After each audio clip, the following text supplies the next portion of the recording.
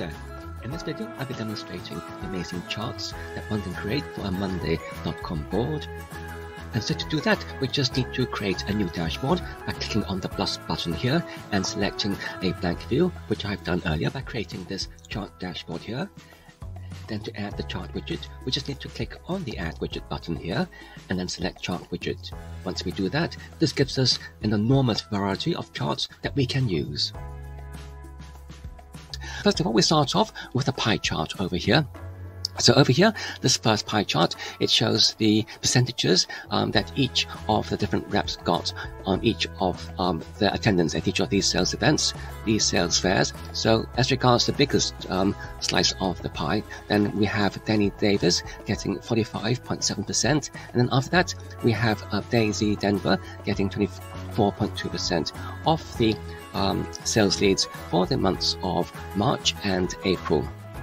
And then beneath that, we have a ring chart showing the exact same data. So over here, we have the vertical column charts, and then we have the horizontal bar charts. So when we're using a bar chart, whether it's vertical in a column or whether it's horizontal as in a bar, then ideally, we would want to use the actual bar chart because we want to read the data from left to right, because that is how we read information normally, from left to right.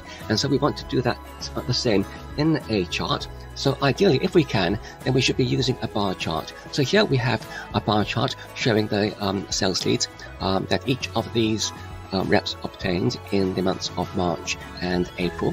So that is very convenient. If we wish to display more detailed information, we can use the stacking on the bar chart.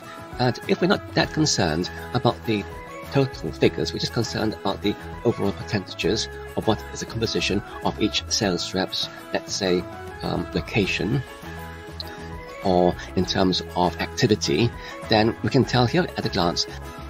So over here, we've got a similar stacked column chart showing the sales figures for each of these sales reps, but now showing the venues.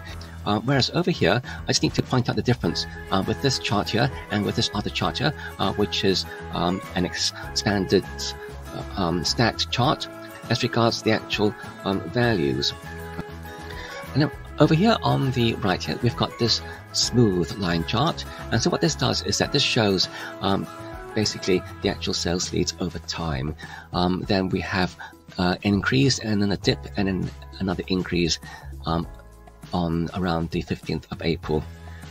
And so this is with the smooth line option. And this is actually the figures literally without the smoothing, and so sometimes we might want to use the actual smooth line option in order to convey a trend, whereas if we just want to convey the actual cold figures without the actual trending, then we can use without the smoothing of the figures of the line.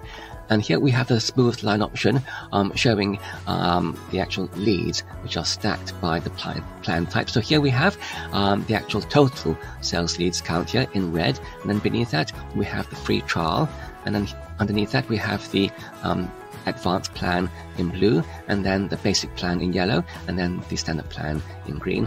And then underneath that we've got the line chart showing the sales leads. So this is stacked by rep totals. We're displaying all the reps and the figures that they got over the time.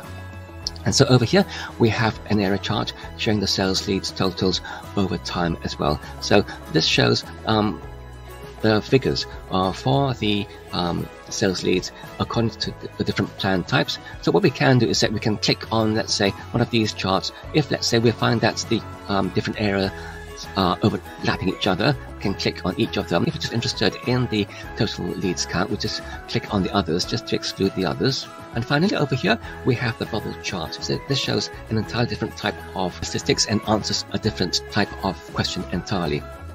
So here we're concerned about the actual dispersion of the sales leads amongst the average number of licenses of the sales leads and the average number of employees for each of these sales leads companies.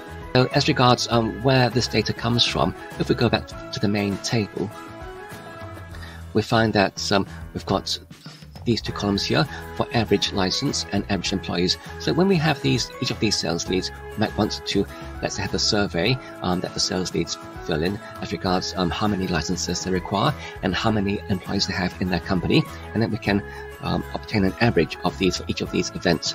And then with these figures here, using the bubble chart, we can find dispersion trends on whether is there actually some kind of trend to do with that certain size of company and certain size of license requirements. That's about it for this video.